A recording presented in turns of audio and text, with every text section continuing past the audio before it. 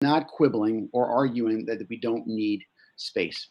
That's not the stance that I'm willing to take. I'm fairly convinced that through the growth that we're facing and that we expect to face, that we will be needing more space for our children so that they can be educated. My concern is that if we decide to go with the option that is before us, now I realize that tonight's vote is not on the option because that's essentially kind of been decided by a school construction committee earlier. And now we have to figure out how we're going to finance it. That's our role, and I get that.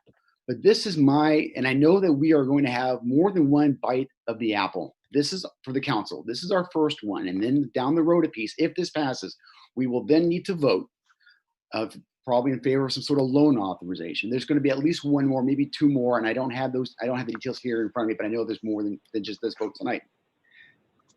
Having said that, I want to put my oar in the water now, expressing my concern. I am in favor by over 2,000. As a matter of fact, oddly enough and coincidentally, 2020, on the year 2020, 2,020 units. My concern is that when we are making these decisions, I am not convinced that as we're making these decisions that we're factoring in not only the current growth, but the anticipated growth that we're looking to get. The stone mill.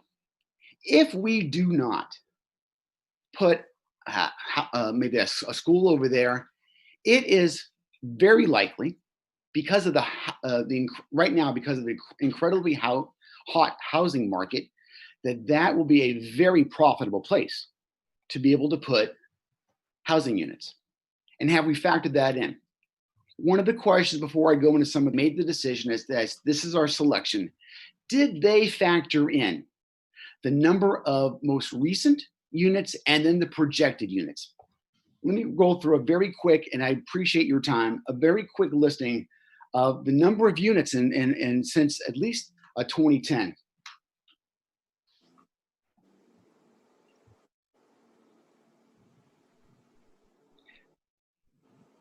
There is 225 Essex Street, a very small one, 8 units.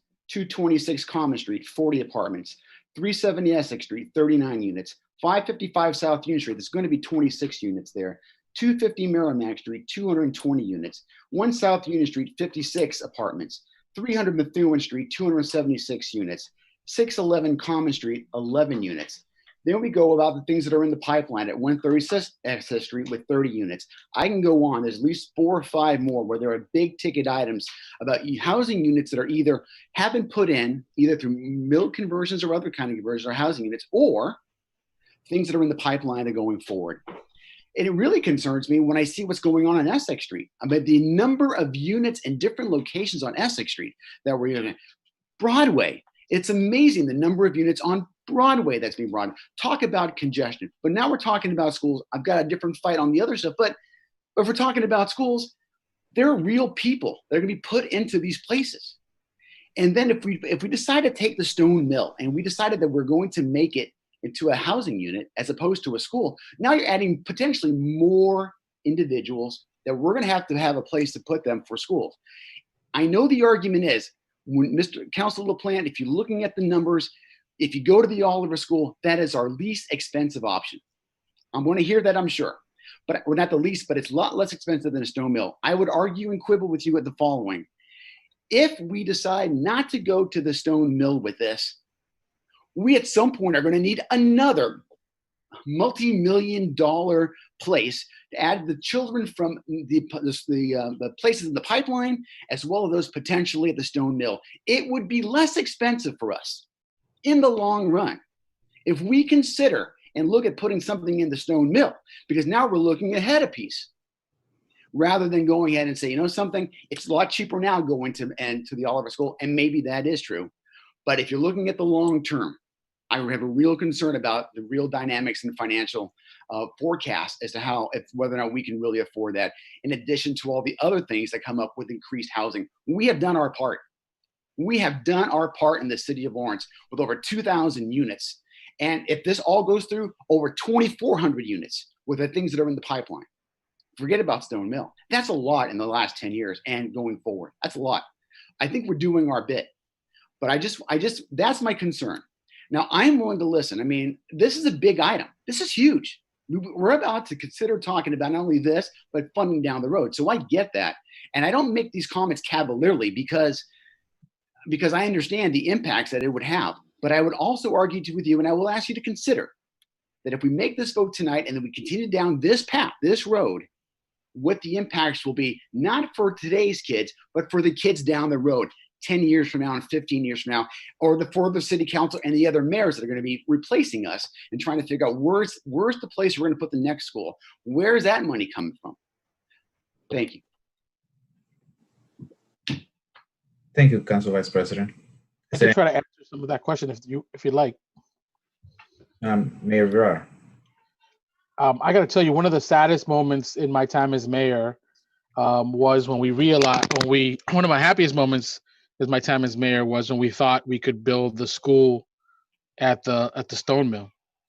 To have somebody come down Marston Street, go on Canal over the bridge, the Jimenez Bridge, and see a beautiful modern school alongside the Everett Mill, going to be a dream.